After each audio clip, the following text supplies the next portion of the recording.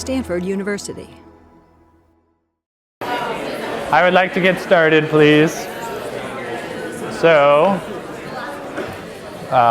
my name is Patrick House. I am a neuroscience PhD student. I work with Robert in Robert's lab. I'm a first year.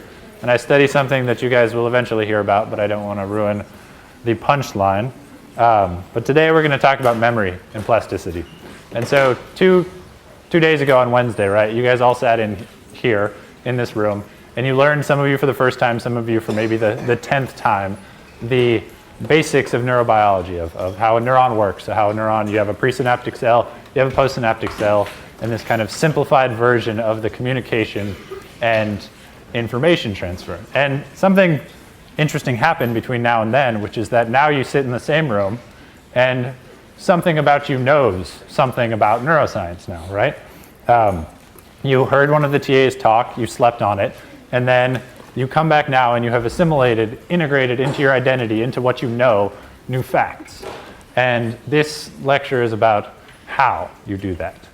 And to kind of get at what memory is, we need to think about a lot of different ways in which it's interesting, and a lot of different kind of spectrums and severities about memory, right? So why is it that some memories last our entire lives, whereas other memories we hear and they're fleeting, they go away in a second? Why is it that someone someone's sitting next to you in bed telling you a story, and as you go to sleep you can't remember it? As you wake up you can't remember your dreams. But if that exact same person, that exact same story was told to you as they were sitting next to you in a car, and you get into a car accident, suddenly that memory becomes salient. You may remember it for years, if not your entire life, and you may actually associate either the story itself, the voice of the person, with that traumatic event, and you might get post-traumatic stress disorder.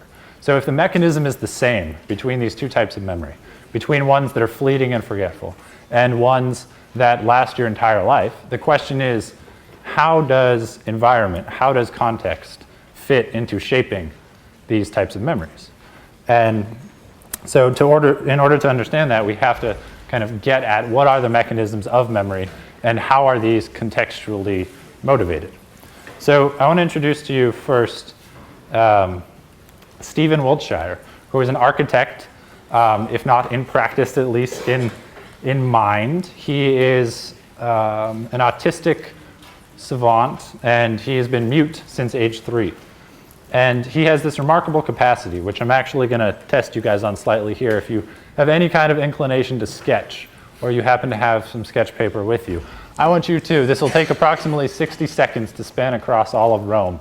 Draw it from memory in your 60 seconds. Because Stephen Wiltshire has this amazing capacity to take helicopter rides. He's done this over Tokyo, he's done this over New York, he's done this over Rome and over London. And in 20 minutes, he can then sit down and recreate every single building, every single column, every single window in correct proportions from the correct angle in which the helicopter ride was. And so you may be thinking, okay, your 60 seconds are almost up. Can you guys do it? You may be thinking, okay, if any of you are artists out there, you may be thinking, this is unfair. Why can't I do this? And as neuroscientists, our first thought is, okay, this is unfair. Why can't I do this?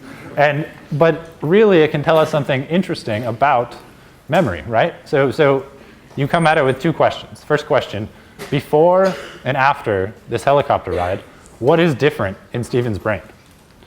And second, on this theme of individual variation that we keep kind of harping on in class, why is it that he can do this and we can't do this? And these are two important questions that if we could answer those questions, we would know a lot about what memory is.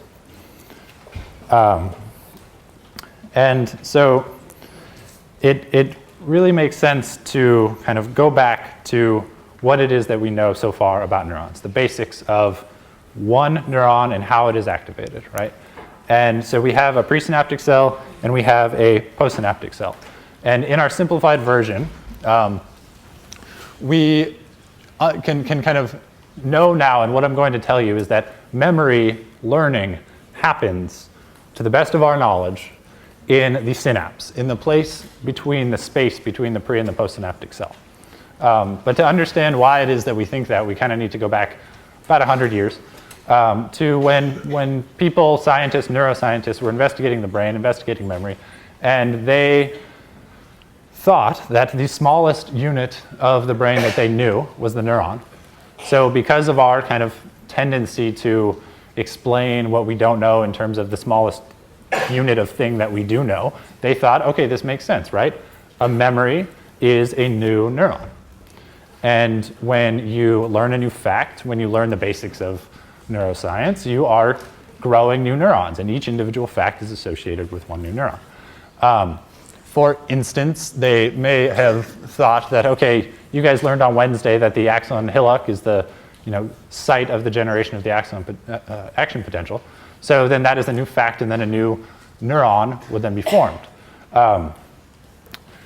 And okay, so that actually might not make, I just realized that that actually might not make sense, because at the time that they thought that, they didn't know what an axon hillock is. So maybe that formulation doesn't even make sense. But the idea is that a couple decades later, people discovered the synapse. They discovered that neurons were not just one interconnected thing, that there was space, there was a gap between them. And as soon as they discovered the synapse, that then became the smallest bit of information we knew about the brain. And then theories came out saying, okay, well, no, memory must be the formation of synapses. So the dogma at the time was then that, okay, new fact, axon hillock. What does this mean in the brain? You can see this in the brain. This takes the shape of a new synapse being formed. And what we think of now is that, well, this isn't exactly right, because new synapses are not being formed all the time, and new neurons are not formed in the adult brain, which isn't entirely true, but we'll get back to that. But the idea is just that memory and storage of kind of learning, what I'm going to tell you is that it's in the synapse, and that it involves modulation and change of the synapse. And why do we think that? Because we understand the molecules, and we understand at a molecular level what's happening in a synapse when it changes. And so that is thus now our smallest level of understanding of the brain. And so, of course, we think, oh, well, that's probably where memory is. So that's the dogma that we're going to start with. And we're going to start with this idea that memory is synaptic plasticity. Memory is when the space between the presynaptic and postsynaptic neuron changes in some way. And not only that, it changes in one direction. It gets stronger, it's strengthened. And so what this means is that if you have your presynaptic neuron and you fire it, and you get some amount of response, that over time, if you give enough kind of presynaptic activation in a certain time window, that you will then get a heightened, strengthened response in your postsynaptic cell eventually. And that is the kind of mechanism, the overarching broad mechanism of LTP. And so what we need to do to understand memory is to focus on the synapse. So what we get is our kind of classical picture, which is that you have your synapse and a neurotransmitter is coming out, and that neurotransmitter is excitatory. And in your postsynaptic cell, what you're getting is you're getting a small amount of activation. You're getting current that comes into that cell. You're getting ions, some sort of response for any individual piece of neurotransmitter. And so what this is a version, a simplified version of what is called Hebbian plasticity. And so there's this guy, Hebb, which you have to know. There's a few kind of names you have to know in neuroscience, and he's one of them. And Hebb came up with this idea, the kind of only bumper sticker that neuroscientists ever have on their car, which is that neurons that fire together wire together. And what this is saying is that you have your standard picture of a very, very simplified version of a presynaptic cell that's releasing an excitatory neurotransmitter, and that when it does so, you get a response in your postsynaptic cell. And so if you will remember from kind of one lecture ago, that excitatory neurotransmitter is glutamate. And kind of, if you're going to spend any time and energy into remembering one neurotransmitter that might be relevant for the class, this is the one you want to remember. You don't have to remember it, right? So mostly the idea is just that it's excitatory. And why is this important is because information is transferred in the brain through activation. And in order to transfer information, you need excitatory neurotransmitters. You need your neurons to be activated. But as we know, kind of from what I've told you so far, that repetition is what drives memory, I would suggest that you remember that glutamate is the excitatory and one and only neurotransmitter that you have to know. That say there's a test question that says, what is the one excitatory neurotransmitter in the brain that you have to know, you would respond glutamate, and then you would be right. And so you can imagine that for this type of simplified diagram, if we were to strengthen the synapse, if we were to get some sort of plasticity, some sort of change, potentiation, what you could think of a few ways of doing this, right?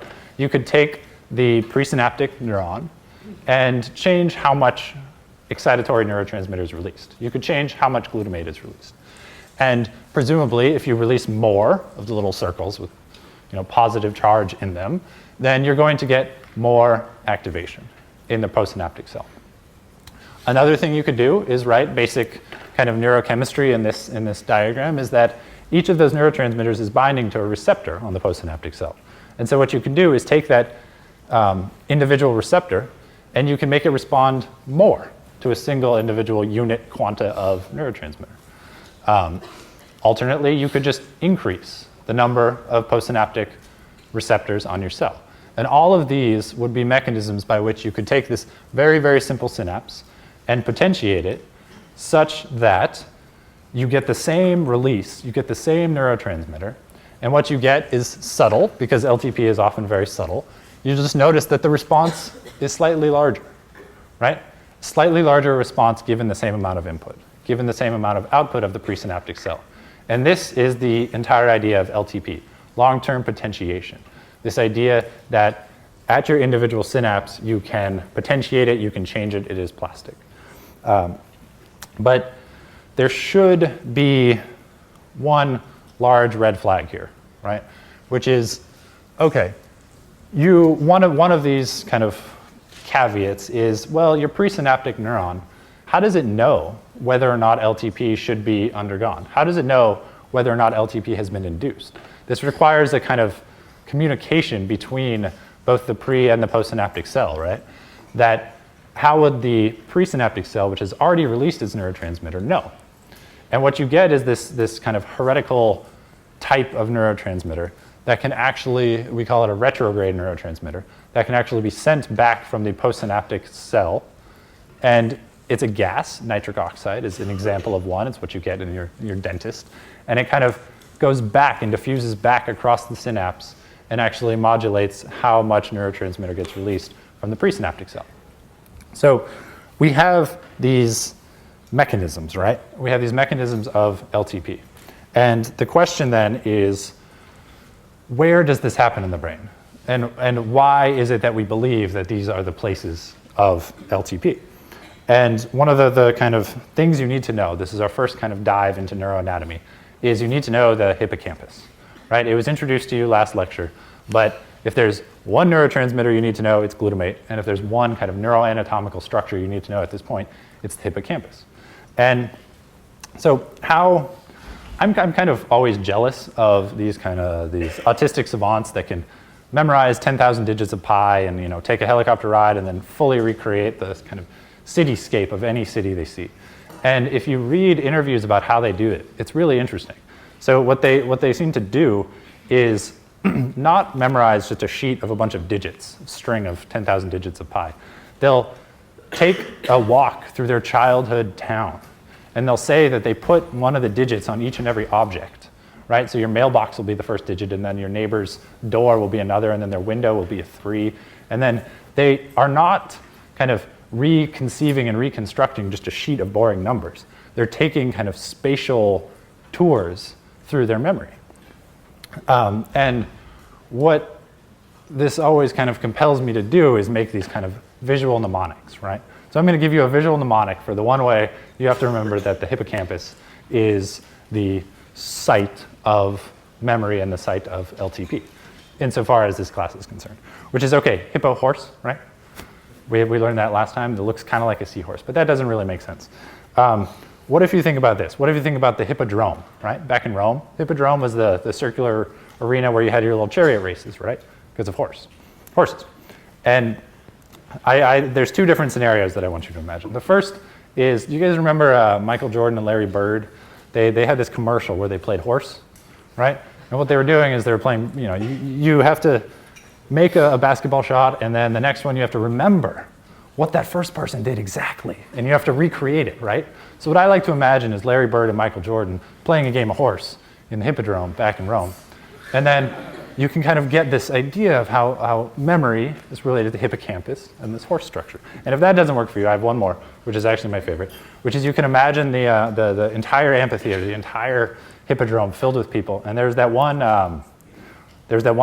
emperor who named his horse a senator. Do you guys know who that is? What's his name? I don't know his name. Caligula.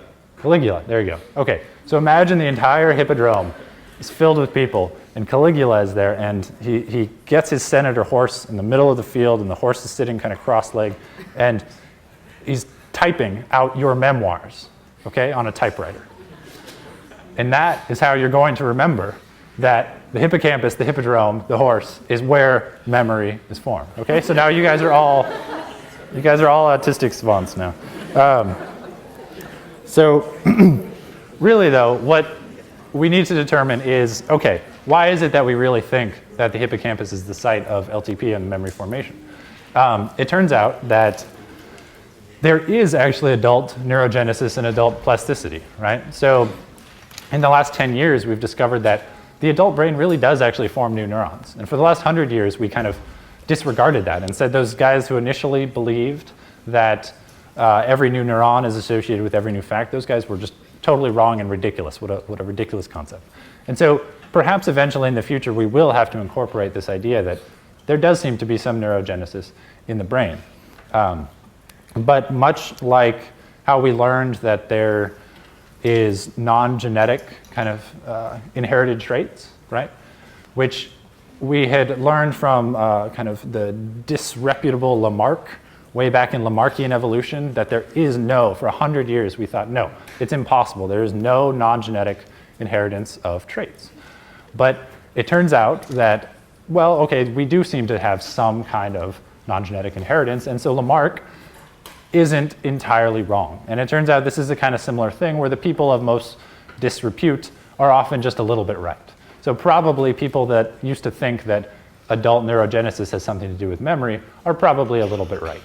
But we're going to stick with the canon, which is that LTP happens and that it happens not on the level of the neuron, not on the level of the synapse, but on the level of the plasticity of the synapse. And so why do we think it's the hippocampus? We kind of get at it from a few ways. The first way is that HM, this kind of well-dressed epileptic who had his hippocampi removed, right? And what happened was he had selective removal of just his hippocampi, and he could no longer remember anything at all. He could not form new memories whatsoever. So with these types of conclusions, in addition to evidence that if you watch and record from neurons in the hippocampus as you're giving someone a learning task, then you see LTP. If you pharmacologically block LTP, you see changes in the hippocampus. And so all these pieces of evidence are trying to get at the idea that the hippocampus is necessary for kind of memory and memory consolidation. But if you introspect a little bit, you can probably realize that, well, we undergo all kinds of forms of learning and memory, right? We have motor learning. We learn how to shoot baskets. We learn how to throw darts. We understand kind of emotionally that events that are more emotionally salient are more memorable. And so how is it that these types of things are also encoded in our brain, also encoded in the same region, the one region, the hippocampus?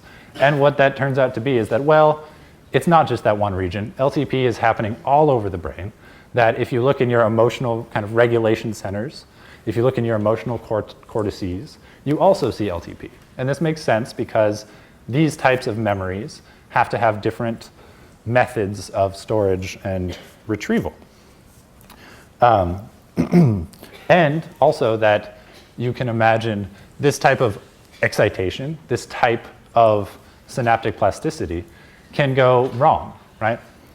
In post-traumatic stress disorder, for instance, you get LTP, and you get LTP that is severe, and you get severe LTP, potentiation of your synapses, in those emotion regulation centers that create a situation where the context leads to memories that shouldn't necessarily be brought up, that shouldn't necessarily be retrieved. And so we see this mechanism for types of behavior that we know, types of things like why memories last, certain emotionally salient memories last for a long time and others don't. And we can also imagine that this is a physiological process and that it can go wrong occasionally, right? We all know that memories are degraded, sometimes intentionally so, sometimes unintentionally so, that there are certain things we want to remember, and despite any and all repetition about glutamate being the excitatory transmitter, we just don't remember them. And there are some that just kind of fade away into time, into the oceans. And what is happening is that there are mechanisms for intentional disruption of LTP. And you can think of a few. So hypoglycemic states, if you are really, really hungry, you get insulin kind of cascades that end up reducing LTP. If you're starving, it's not a good time to try to remember things. It's a good time to try to go out and expend energy finding food.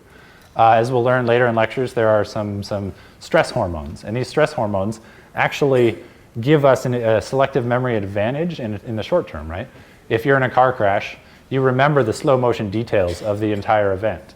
And this has to do with these stress hormones, these fear hormones, coming out and saying, okay, well, we want to be able to remember this moment so we can learn from it next time if we survive. But if you do this chronically, if you do this for a long time window throughout the lifetime of the organism, then you can actually get damage to LTP and damage to memory.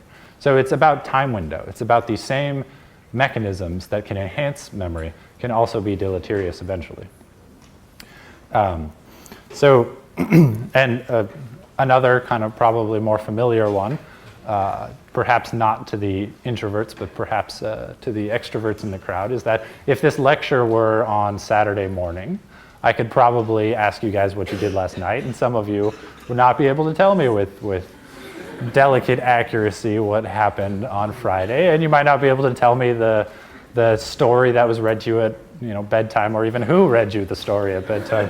And this is because ethanol, alcohol, right, directly disrupts LTP. And we see this in the hippocampus. And these are the types of things, behaviors that we know of, right? We know that emotionally salient memories last longer. We know that alcohol, somewhat, there are differential effects of types of substances on memory. We know that it's hard to remember things right before we go to sleep. And so what's interesting is, can we get at a physiology that explains all of these things? And so I'm going to give you 60 more seconds. There's going to be a pop quiz at the end, by the way. You have 60 more seconds to do this. And what is interesting here is that when we get down to these kind of physiological mechanisms, and we have two ends of a spectrum. We have HM, and we have Stephen Wiltshire, right? Someone who cannot form any memories whatsoever, and then someone who can do this in a 20-minute helicopter ride, recreate the entire landscape. And the question is, the theme of this class is often one of individual variation. How is it that one person can not be able to form any memories whatsoever? How is it that one person can have an autistic kind of photographic memory? And where do we fit? Where does memory fit in a properly functioning way? And like most of the kind of spectrums that are introduced into this class, right? One of imprinted genes, tournament versus pair bonding species, things like that. The answer turns out to be we are somewhere in the middle between HM, no hippocampi, no formation of new memories, and Stephen Wiltshire. So one more thing we need to discuss with the theme of this class is that often we'll give you a lecture, and then maybe in the next lecture, maybe kind of 5 minutes later, we'll tell you it's all wrong. Or we'll say, no, you've been way too myopic. That's not how you should see these things. And what we need to do in order to understand somewhat about the context of memories is to take and expand your myopic view of this simplified version of a neuron, right? So far, we've gone into what a single neuron functioning looks like. And we've gone into what a single neuron, as it transmits a signal to another neuron, looks like, how there's a gap in between the pre and the postsynaptic cell, and what that information transfer looks like, and how we can change that information transfer, how we can make it plastic. But there's a problem here, which is that if we're trying to learn anything about the brain, we have to understand that the brain is really complicated and that there's 100 billion neurons, and that sometimes these individual neurons will connect to 10,000 other neurons. And sometimes each of those 10,000 neurons will have 10,000 neurons that connected to it. And so the question, the kind of first, I don't know, as a neuroscientist, when I look at that, the first thing I do is want to give up, right? And I do. And then the second kind of thought is, okay, maybe it's time to expand the simplified version of the neuron that we have. It's not just one neuron talking to another neuron. It's not just a single synapse, but that it's the dynamics of many, many interacting neurons. And that kind of as these dynamics expand, as these dynamics get introduced into 10,000 neurons at the same time, 10,000 dendritic arbors connecting to 10,000 other like axonal processes, then we see that things that didn't matter so much in the single individual neuron actually matter quite a bit when you're talking about 100 billion neurons, right? So one of the things to introduce here is the concept of noise into the individual signal transfer, into the individual information transfer. A neuron, as we presented it, was something that fires an action potential, transmits information. Every single action potential leads to neurotransmitter release, which leads to a postsynaptic kind of response. But these are very delicate things, right? An individual neuron is constantly in flux with how much current is coming in and out, ions are flowing around. It's not as simple as a static neuron that then gets activated and then passes on a message to another static neuron, which then gets activated. What you get is often, a lot of times, you'll get random and spontaneous generation of signal, of action potentials, and sometimes of current in the postsynaptic cell. And one of the major tasks of the brain is figuring out what is signal, what is appropriate and meaningful signal versus what is this noise. If you can imagine on a single neural level, the noise might not have that much impact. But if you're talking about 100 billion neurons, you're going to get noise all over the place that will just kind of lead to this static of noise that you don't know what to make of the world anymore. You don't know what to make of the signal. You don't know what to make of individual neural signals. And so what we need to do is to start considering neurons in terms of how they interact in dynamics of groups. And one of the first ways and the most important ways to think about this is to understand that neurons are not just excitatory forces, that information, yes, is generated by kind of glutamate and the transfer of excitation, but that neurons have a capability to inhibit, right? And one of the important ways that they differentiate signal from noise, one of the important ways to learn what is noise and what is not, is to inhibit. And I'll explain how it is exactly that the inhibition works. But one of the first, that's pretty high. One of the first ones to understand is that a neuron can inhibit itself, right? Which is not really, it seems like it could initially be some sort of masochism, but it's really not.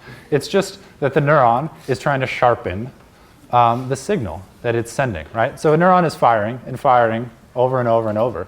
And what it wants to say, what it wants to be able to do is accurately give a precise description of the signal, of the information.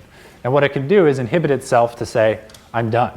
No more spontaneous noise, no more spontaneous little bits of current. I am done with my signal. And what this is it allows for temporal sharpening. It allows for the ability of a neuron to say, this was my signal, it was meaningful, I really meant it, and inhibit the kinds of random noise and spontaneous things that could happen.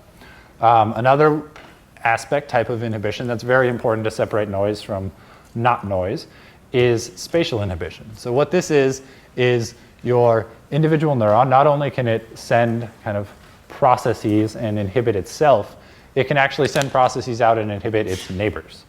And how might this be kind of useful and important is that it can say, essentially, okay, this signal is real. The signal is the signal that I want to send, the information that I want to transfer. And not only that, ignore my neighbors, it's really me. And what this allows you to do is get spatial sharpening. So what this allows you to do is say, in the kind of field of things that you're trying to perceive, a certain neuron will respond to a certain section of that field, correct? And what this is saying is, I am activated, and you kind of inhibit your neighbors so that you're more sure that your signal is true. And how can we relate this? How can we make sense of this? There's a very simple type of feedback network that should kind of elaborate this idea, which is pain and pain sensation. And so we all probably at some point in our lives, presumably, have discovered and felt pain. And there's kind of two general qualities of pain. You can have really, really fast, sharp pain, and you can have this dull, aching, throbbing pain. And what people found when they investigate into your spinal cord and into kind of your sensory peripheral processes is how this pain is generated. And it's generated on two separate types of neurons. And one carries fast pain, one carries the sharp, fast stuff, one carries the slow, dull stuff. And what you find is that these are kind of intertwined in this delicate feedback loop, such that the fast spiking first pain will generate kind of eventually the slow moving pain. It will fire the other neurons next to it, the neighbors, and say, okay, also start this kind of slow pain spike.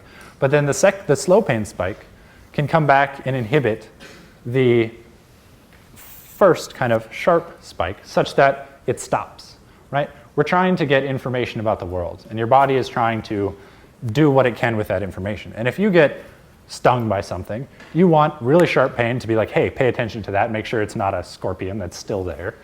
But you don't need the sharp pain forever. You want to be able to inhibit it and just say, okay, pay attention, but then, just to make sure you don't walk on it anymore and get it infected, we're going to make it hurt a little bit. And so this is your body trying to make the most of this type of information. And what it's doing is using lateral inhibition in this complicated way, actually simple way, to allow for these two types of kind of transmissions of information. That was a very simple example. And I think there's a much more complex example when we go into the types of complex kind of visual stimuli that vision gives us, right? And you can imagine that lateral inhibition, the same type of spatial sharpening of a signal, can come into play as we're trying to figure out and piece together the visual world. So what this is doing, what this kind of lateral inhibition allows for, is it allows for visual neurons to receive input and then to say, it is me, right? This is the signal that I want to send. Not only that, inhibit the neighbors. And what this leads to is this emergent property of these kind of retinal cells that allow for specific types of signal and allow for specific types of receptive fields. So in your eyes, your kind of neurons in the back of your eyes, if you just stand still, they only have a certain angle of light that they can get. And that idea is this idea of receptive fields, that they are responsible for that field, and they're responsible for saying, if there's a signal there, this is what it is, and this is how it's relevant. And what this type of lateral inhibition allows you to do is it allows you to say, okay, your neuron gets a signal, and it wants to say, okay, that's an edge detection, contrast detection. If you look around in the objects in the room, often you define them by their edges. So we have this elaborated kind of neural mechanism involving inhibition and excitation that allows for this type of contrast enhancement. And what can we do with this kind of even more, right? So these guys, Hubel and Wiesel, decided that they were going to look, okay, another brief anecdote. So there's this commercial when I was young, and it was Michelin tires, right? And if any of you guys ever become kind of marketing people, which there's enough of you that statistically someone will, I don't know why you don't make commercials that are scary, because this commercial frightened me, and I was like 6, and I remember it to this day. So why not, if you want someone to remember your product, just make it Like, take what you know from this and use it to manipulate people. That's what education is. And so I remember this commercial, and I just remember it was for Michelin tires, and their whole point was that no matter how fancy your car is, no matter how much you spend on your car, there's only 4 points of contact between you and the road, right? And it's on your tires. And I don't know why, but this blew my mind, and it scared me. And it made me, recognize that, yeah, you should get good tires. So Hubel and Wiesel, they took essentially the same logic, right? Which is that, okay, we have this complicated visual world, and we know that we put it together somehow. But our only access to this information is through the retina, right? We have, the light is the road. These are our 2 tires, right? We only have 2 tires to connect with the road. And so their logic was that if we look at each individual neuron in the retina, and trace it back, we should be able to see somehow how this visual world is constructed. How it is that we go from the only signal from the outside world we get to this complicated visual field. And what they found was that if you look at the neurons in the back of a retina and then look at kind of where they synapse back in kind of your visual cortex, they found a 1-to-1 correspondence. That if you activate a certain neuron in your retina, you'll get a kind of spatiotopic, which means they're oriented in the same way and all the neurons are aligned in a similar way, field in the back of your visual cortex in V1.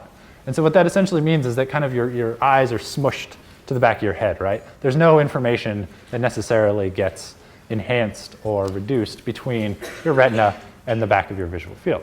And they're like, okay, great.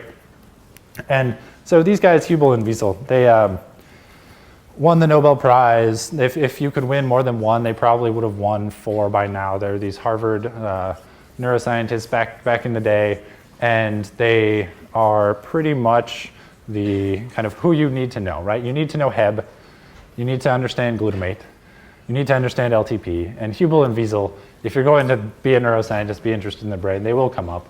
And you have to, if you're a neuroscientist, you have to invite them to your wedding, and you have to do everything, right? I don't even know if they might even be dead. You have to seance them or something. But what they decided to do was then, okay, now we're at V1, we're at the 1 level of visual cortex. What else can we do? Where does the scene get constructed that we see? And what they did was looked 1 layer up. And they did the exact same thing. They fired individual retinal neurons, and they looked in the next layer up, and absolutely nothing happened. There was no activity anywhere, no matter what they did. They fired all of them, and there was no activity. And they were like, oh, damn it, we're not going to get invited to any weddings. And what are we going to do? But what they discovered was that if you kind of activated enough retinal neurons, and that they were in a certain spatial orientation, say a line, then you get activation in this other layer of your visual cortex. And what they discovered, and what was on, I'm sure, the construction of all of their wedding invitations, was that if you have certain neurons that are selective to certain orientations of lines, like so. If you imagine these are 4 neurons, a single neuron will be responsive to a vertical line, a single neuron, a different one will be responsive to a 45-degree angle, right? A horizontal line, 135 degrees. And so what you get, and you're starting to piece together, is this way of constructing the visual world that is layered, and that extracts out features, and that through those features, you get kind of individual neural activation. And you might imagine that if you go up even further, you would get some sort of more higher order types of activation, individual activation in your visual cortex. Something like, say, a neuron that only responds to an orange, or a neuron that only responds to a banana, or a neuron that, so this is one of the terms in the field, only responds to your grandmother, right? And they call it a grandmother neuron. And there's this kind of El Dorado type quest for grandmother neurons, right? Where can we find it? And the problem is nobody ever found it. And so then the question becomes, again, related to memory, related to even our understanding of these kind of networks of neurons, where are these memories stored? And so to well, this is slightly out of order. But basically, this is an example of, again, your lateral inhibition, right? So to understand how it is that these kind of signals are sharpened, right? This is a nice visual illusion. Do you guys see little dots of dark between each of those? That is an artifact, right? That is an artifact of your visual perception. That is an artifact of you constructing that. And why is that happening? Because at each of those individual corners, you're getting the most amount because of the 4 kind of axial bars of white of lateral inhibition. So in every single one of your brains right now, whenever you look at the individual corner, you're getting lateral inhibition. And so you can imagine that this type of thing is a demonstration of lateral inhibition. Another type of thing, when I was talking about pain, right?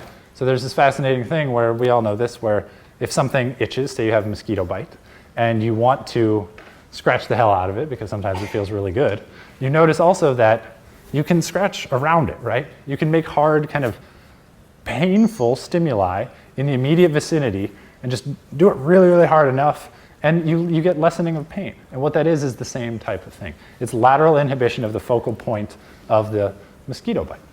And so these things sound abstract, but these things really are real. And we can see them and we can feel them if we know where to look. So one last idea, right? We're trying to get at, okay, where are these memories stored? Where are these facts? Where is what you know now about neurobiology stored? And we kind of, it's helpful to introduce the idea of neural networks, right? There's 100 billion neurons in the brain. These are not communicating one-to-one. These are communicating with dozens, tens of thousands of other types of neurons. And if you simplify this down to just the basic idea of a neural network such that you have your kind of bottom first layer cells, and these first layer cells respond to, respectively, left to right, right? Monet, Cezanne, Degas. They just respond. For some reason, they have been tuned, they have undergone LTP. That is what they respond to in this very one-to-one Hubel-Wiesel kind of way.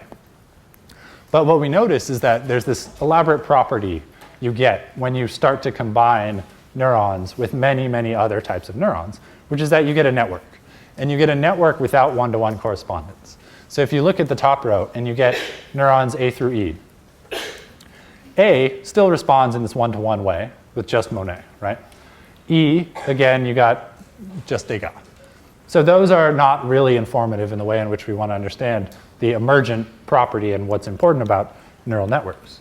What we get out of neural networks is kind of emphasized when we focus on C, right? Neuron C doesn't know, if it gets activated, what can you tell?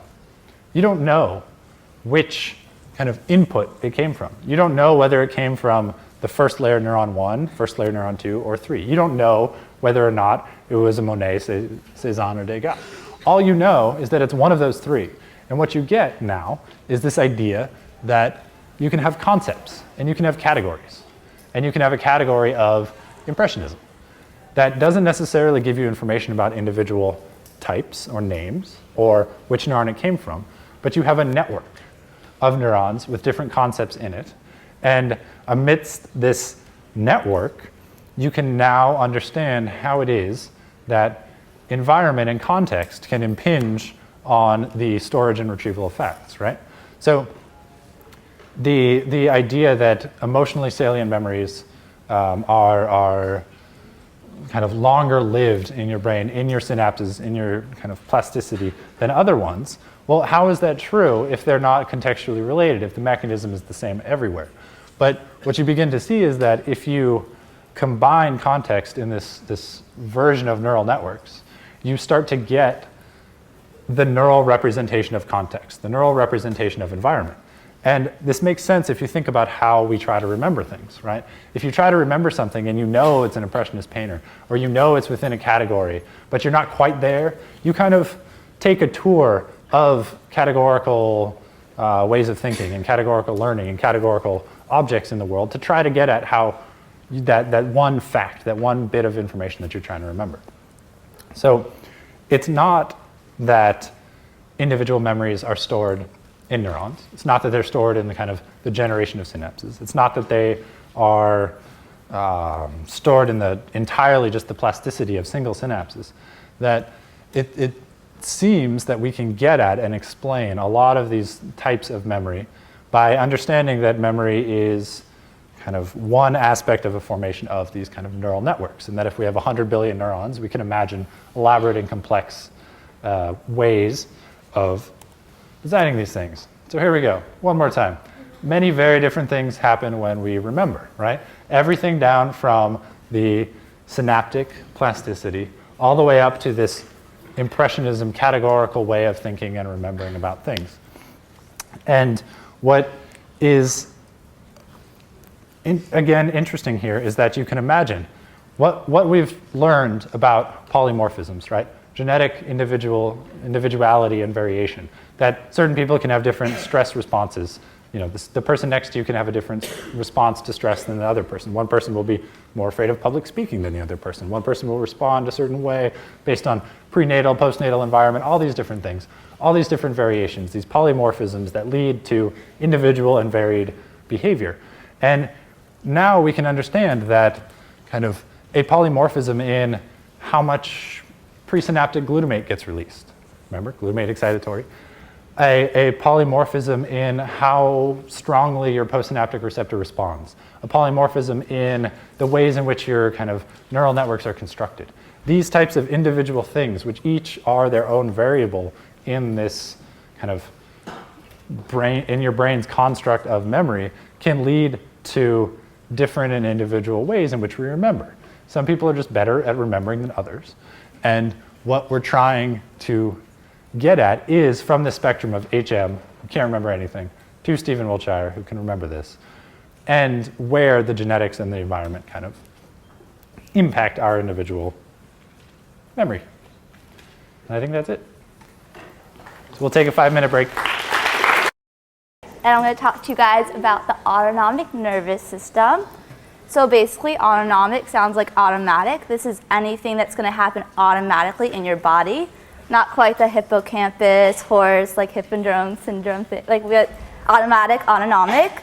So basically, like your heart beating, digesting, goosebumps, orgasm, things that you don't have the control over, the good stuff, right? This is going to be your autonomic nervous system, okay? So first, the nervous system, remember, is split up into the central and the peripheral. So our central nervous system is our brain and our spinal cord, and our peripheral nervous system is everything else on the periphery. And then within that, the peripheral nervous system can be split up into the somatic nervous system and the autonomic. So we're going over the autonomic, remember that. But just to tell you about the somatic, that's basically the voluntary nervous system. So like if you want to pick up a pen off the ground, you know, your brain says, okay, I want to pick up a pen, send the message to my muscle. Muscle's going to pick up the pen. It's also your sensory info. So when you touch something or smell something, information from the periphery going to your central nervous system. And the autonomic nervous system, what we're going to talk about today, can be split up into the parasympathetic and sympathetic nervous systems. We'll go over all those in detail, but for right now, one last comparison of the voluntary and the autonomic. So the voluntary nervous system, remember, voluntary, moves muscles. Autonomic, it's involuntary, moving organs, your heart, your digestive system, your lungs. The voluntary nervous system is actually myelinated. So what that means is there's a myelin sheath covering the axon, as you can see there. And the action potential actually can speed up and go down the axon faster. And the autonomic nervous system is actually unmyelinated. These are just fun facts. So it goes a little bit slower. Okay, the good stuff. Autonomic nervous system. So we have sympathetic and parasympathetic. And like sympathetic is that nervous system where you hear fight or flight. So anything exciting, arousal, alertness, emergency, like if you have a hippo chasing after you or something, definitely sympathetic nervous system. If you like somebody and are like talking to them first time, sympathetic nervous system activation, you're excited. Parasympathetic is more of the calm, vegetative function. So after you have a huge meal or when you want to take a nap, anything like that, growth, repair, just like total relaxation state. And as you can see, they kind of sound like they have opposing functions because they do. And they tend to work in opposition. So it's kind of like putting your foot on the gas and the brake at the same time. You can't really do that because they're opposing. When the parasympathetic system is on, your sympathetic nervous system is usually off and vice versa. So they work together to like keep our body going automatically. Okay, sympathetic nervous system. So remember, this is like that huge animal, whatever your favorite one is, chasing after you. What do, right? Well, your heart speeds up. It's going to beat faster. You're going to breathe more. You're going to vasoconstrict. So what that means is you're sending the blood, you're basically constricting your blood vessels and sending blood more to your lungs and to your muscles so you can run away. You're going to inhibit digestion. Like when you're running away from a hippo, like you don't care about digesting the sandwich you just had. You're going to sweat. Your muscles will tense. Just anything you would think of when you're just like totally freaked out, right? And the parasympathetic nervous system. So yeah, I really like these pictures. I like found the dog and I got super excited, and then I found him and I wanted to name him, but I haven't thought of it yet. So, but basically they're resting and digesting, right? They're just taking it easy, like growth, repair. Basically anything you would do when you're not stressed, you have time to do now. Like your immune system can function well. You can spend time digesting and urinating. Okay. Sympathetic nervous system. So we're going to look into the neurotransmitters involved in both the symptoms now. So like how on our neurons, like what's being communicated. And I know that Pat told you glutamate's the best, but I'm going to like fight that and tell you that norepinephrine is one of the good ones too. So basically, you release norepinephrine in the target organs when you're dealing with the sympathetic nervous system. So the hippo coming at you, right? What you do is you're going to release norepinephrine, NE, onto the target organs, and like you can see the organs on the left or the right, it affects all of those. So it's going to your heart, it's going to your lungs, it's going to your kidney, your bladder, and it's telling it when it receives norepinephrine, those organs know, okay, my sympathetic nervous system is activated. I'm going to like fight or flight, I'm going to run away right now, or I'm going to start, like my heart's going to beat faster. And the one exception is the sympathetic nervous system actually releases epinephrine in the adrenal. And this is just a cool exception. Epinephrine, right? Remember, it's one step away from norepinephrine in the biosynthetic pathway, so you can make epinephrine from norepinephrine, so they're not really that different.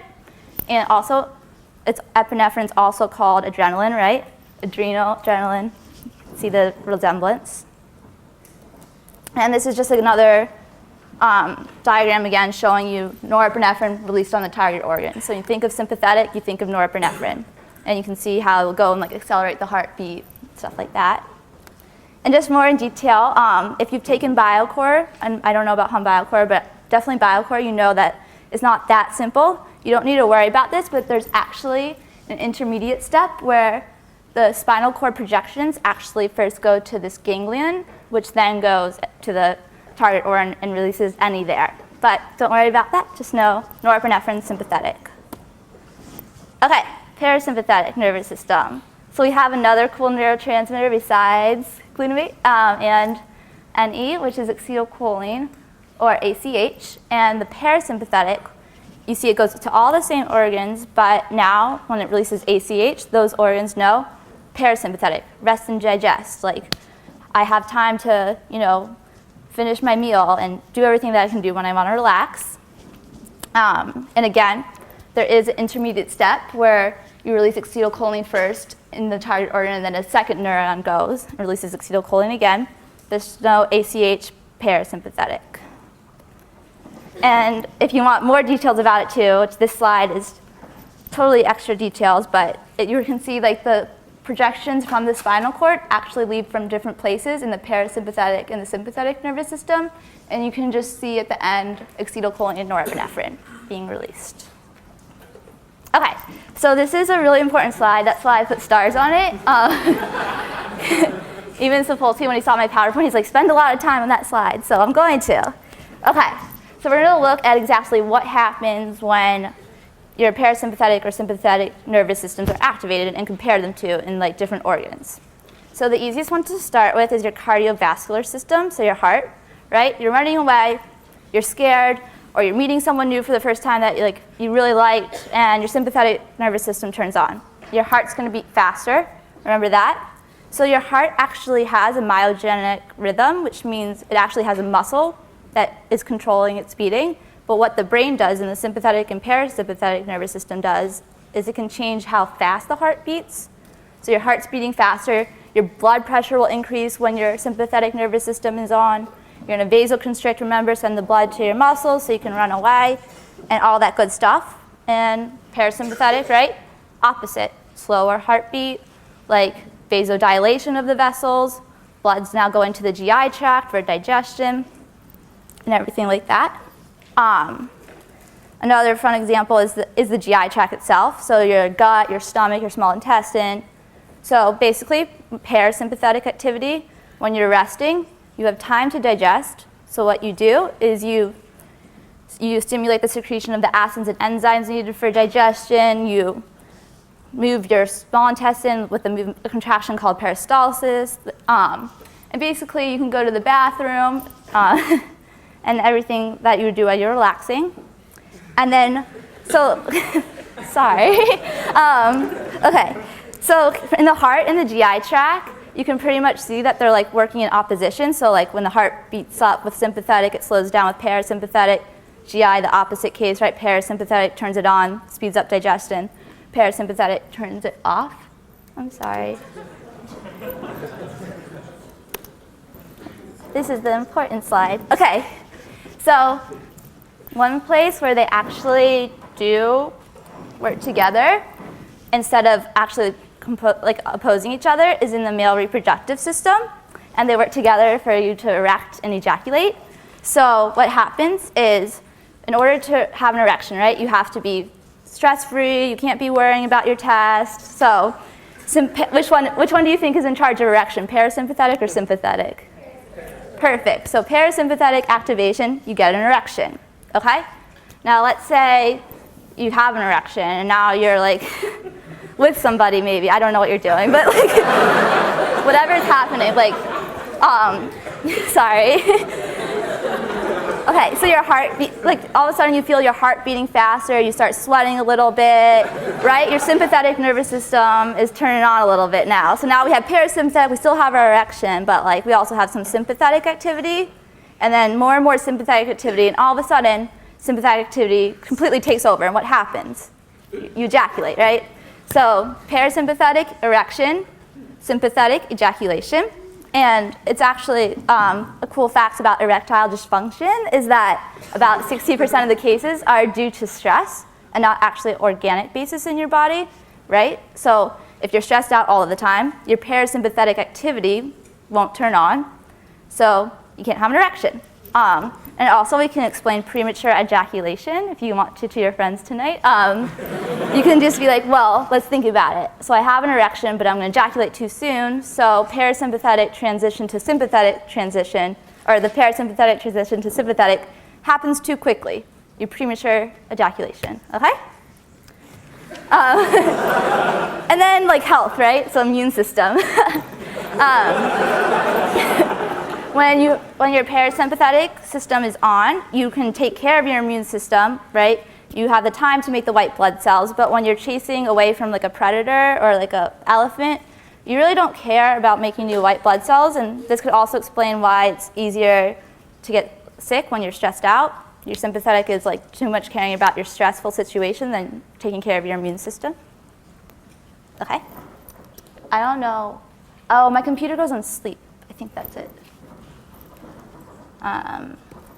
Okay, so again, we see there's a balance between the two branches. So sympathetic, you're running away from a snake. When that's on, parasympathetic's off, and vice versa. And there's actually a really cute video that I found. And you have to click it twice. Okay. So yeah. So the sympathetic nervous system, right? This video will tell you everything that I just told you. It increases heart rate, makes your pupils dilate so you can see further, run away from the predator. You don't have time to digest. You don't care about nasal secretions right now. You're not going to produce saliva. Who cares about eating? Inhibits the liver, kidneys, and gallbladder. And stimulates sweating, right? We're going to sweat when we're running away, getting scared. Causes piloerection, so your hair stand when you're nervous. Makes the lungs dilate, you can breathe faster. Increases muscle strength, that way, so you can run away. And is important for orgasm. Sorry, I didn't want to. Okay, parasympathetic, opposite. So it makes your heart rate go down, pupils are going to contract, you're going to digest. You like the nasal secretions now. You're going to stimulate the liver, the bladder, and the kidneys. You constrict your lungs, right? You're going to pay more attention to your digestion. And it's important for sexual arousal. Remember erections. Okay? And you can play again later. I'm going to try it. Okay. So an important point to make is when we think about sympathetic nervous system, we're thinking about arousal, emergency, fight or flight, but that doesn't mean it always goes to the organ and excites it. So like, yeah, in the heart, when norepinephrine goes from the sympathetic nervous system to the heart, it does excite the heart and make it beat faster. But when it goes to the GI tract, it inhibits GI tract activity. So it's not always excitatory, it's not always inhibitory. It depends on the organ. Same with parasympathetic. We think of it as being the slower moving one, but in the GI tract, it does excite it. In the heart, it inhibits. So what does that mean? That means we need two different receptors on our organs that respond to norepinephrine or acetylcholine. So on the heart, for instance, for norepinephrine, you'll have an excitatory norepinephrine receptor because it will get excited and will make the heart beat faster. But in the GI tract, you'll have an inhibitory norepinephrine receptor that will respond to the sympathetic nervous system and slow it down. And then for the parasympathetic, you would have an excitatory ACH receptor on your GI tract to speed it up, to digest more food. And you'll have an inhibitory ACH receptor on the heart to slow it down. So to see, you can't always have the same receptor on the same organ or else it wouldn't respond right. And this is just showing you again. So the heart there, you have your inhibitory ACH receptor, which tells your heart to slow down. Excitatory norepinephrine, heart speeds up. And then in the GI tract, if ACH is coming your way, it will attach to the excitatory receptor and it will be digest. And you have the inhibitory norepinephrine receptor there too. So if sympathetic activity is being stimulated, norepinephrine will land there and it will slow down digestion. And so if you've taken BioCore, if you want to know more, so there's actually names for all of these forms of receptors that I put there just in case you're extra interested. But on the heart, I think the coolest form is the beta blocker, or the coolest fact about it is the beta blockers. So the form of the receptor on the heart that responds to the sympathetic nervous system is actually called a beta receptor. And what beta blockers do, right? They block the receptor, the beta receptor. So this is why beta blockers are used for slowing down heart rate, reducing hypertension. It's basically blocking the effects of the sympathetic nervous system. And Pat actually just told me, which is great, that the one drug that's banned from the Olympics are actually beta blockers. Because if you think about it, a huge advantage would be to be less stressed. So that if they're blocking the receptor on your heart that responds to stress and the sympathetic nervous system, you can see how it could allow you to relax more. So it's a fun fact. Okay. So now we're going to talk about the regulation of the autonomic nervous system. So what's happening in the brain that's resulting in norepinephrine or acetylcholine being released. And the center of regulation is now the hypothalamus. So yeah, we just talked about the hippocampus, so this is a different area of the brain, the hypothalamus. It's going to be very important on Monday as well when Tom and Will talk about the endocrine system, because the hypothalamus directly affects the pituitary gland, which is center of their endocrine system. So basically, the hypothalamus here contains the cell bodies, or is just one synapse away from all the cell bodies that project onto the target organs, right? From the spinal cord to the target organs.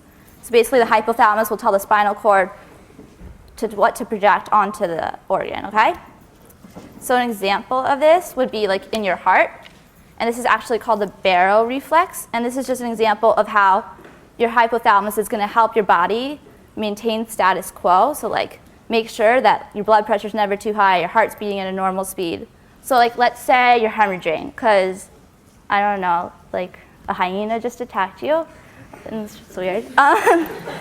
So anyways, you're hemorrhaging and you're losing a lot of blood. So your blood pressure is going to go way down. And you have these like receptors in your blood vessels that are called baroreceptors. And they'll say, okay, blood pressure is way too low. What do? They're going to send that info to the hypothalamus. Remember the hypothalamus, center of regulation? And the hypothalamus will be in charge of sending that information along to the spinal cord, which will then project onto the heart and tell it to beat faster. Sympathetic nervous system will be activated. Beat faster, increase my blood pressure, so that you'll like make up for the loss of blood that you just had. Okay? And the opposite would happen if your blood pressure was getting too high or something. Maybe the info will be sent to your brain, and then you can decrease blood pressure through the parasympathetic nervous system. Okay, so reptiles, everybody kind of has that hypothalamus control of the, yeah. Sorry, I had a question about Yeah. last slide. This is kind of like a technical question, but is it actually stimulating the sympathetic nervous system, or is it like normally stimulating the parasympathetic and then stops the stimulation? Oh, because remember like one's on or off? Yeah. So like, actually, like which one's normally on? Yeah. I think, do you guys know? Anybody know? So there's just a baseline balance. Yeah. Okay. So, what about like mammals, right? Mammals have emotions, and we have an emotional regulation like area in our brain that's called the limbic system. And we're going to learn a whole lecture just about the limbic system in general, but basically has everything to do with emotions, behaviors, memories, all mammalian type things. And like, so now we see this realm where not just, losing all your blood can activate or stimulate the nervous system and like cause a parasympathetic or sympathetic response, but now just like seeing someone you hate like can cause this sympathetic response that's very similar to like losing a lot of blood. And this is pretty amazing. Like wildebeest, for instance, if they see their enemies, they'll go, the info will be sent from just the smell of their enemies to the limbic system, project onto the hypothalamus, spinal cord, to the sympathetic nervous system and be like, I don't like you, response. Like, this sympathetic nervous system wanting to like either fight or flight, right? And then in the realm of primates, we also have our cortex. And what the cortex does is it makes thoughts and memories really important. So now, instead of just having, losing a lot of blood, like changing how our body functions, and now just like not even having a sense, like we don't need to have a sense, we can just think about a thought, and that can go ahead and change the way that every organ in our body functions, which is pretty amazing. So like when you're thinking about a test, for instance, you're gonna activate your cortex, and this will activate your limbic system, then your hypothalamus. So that's known actually as the triune system of the brain. Is you have the cortex in primates mostly, then you have the limbic system, mostly mammalian mammals, and then you have the hypothalamus, right? So it's going to go to each one of these layers of the brain, and just thinking about a test can cause a sympathetic response where you start sweating, getting nervous, stressed out, and it's pretty amazing that just like if you lost a lot of blood in a reptile, that's the we can stimulate the same response just thinking about something or thinking about something on the other side of the world dying. It's just amazing what like primates can do. And an interesting example of this, and I think we're having a lecture on depression, so I don't want to give it all away yet, but if you think about it, like the symptoms of depression, loss of pleasure, pain pathways on, don't want to have sex, aren't in the mood to eat, you're exhausted all the time. A lot of these symptoms are the same symptoms you would see if your sympathetic nervous system was overly activated. And we can see how a cortex, having bad thoughts, can go and activate that system in the same way, links to depression. Okay? And the last thing I wanted to talk about in terms of the autonomic nervous system was the plasticity of it. So we just learned like the plasticity, right, in neurons, in the synapses. So this one can change over time. And the autonomic nervous system can actually change over time in terms of how receptive or when it turns on and off. And a molecular example of this is if like you're a very stressful person and you're stressing all the time, well then you need a lot of norepinephrine, right? what do you do if you're stressing all the time? You increase the synthesis of the enzyme called tyrosine hydroxylase, I believe. Yeah, it's up there. And basically, this is the rate-limiting step in making norepinephrine. So if you increase more of the enzyme, you increase more of the norepinephrine, you can sustain the stress response. Another example, cellular example, is that we have projections from the sympathetic nervous system to the skin, eyes, nose, like everything that's going on up there. And let's say we see something scary. We can make those receptors more sensitive to that scary thing. So we can say, hey, it actually smells that enemy. Like we can make it seem scarier, and the sympathetic nervous system can turn on faster. So sensitization. There's also the opposite end of the spectrum where like you habituate to things that are going on outside. So like scary stimuli. Like if you see a spider in your room the first time, you're probably going to freak out when you're younger. And lots of sympathetic activity, running away, fight or flight. You decide to fly because I don't like spiders. But basically, after a while, the second time you see a spider, you're just like, okay, this is still scary, maybe I'll run away. The third time, maybe you'll like decide, whatever, I'm just gonna leave it there at this point, and you're habituated to it. So you've made the thresholds of your sensory receptors, like they don't care as much, they don't respond as much. And a last example, when we're talking about cognitive thought and the cortex and what that can do to change our autonomic nervous system, is an example of biofeedback and blood pressure. So basically, if you have high blood pressure, you can go into the doctor's office and you have two options, right? You can take medicine or you can try biofeedback. And what they do is they like tell you to think of a pleasant thought. So like think of your favorite vacation or think of your favorite person or just think of the beach in general. And what you'll see is that your blood pressure will actually decrease with a certain thought. And then the doctor will tell you to think about that thought again. Your blood pressure will decrease.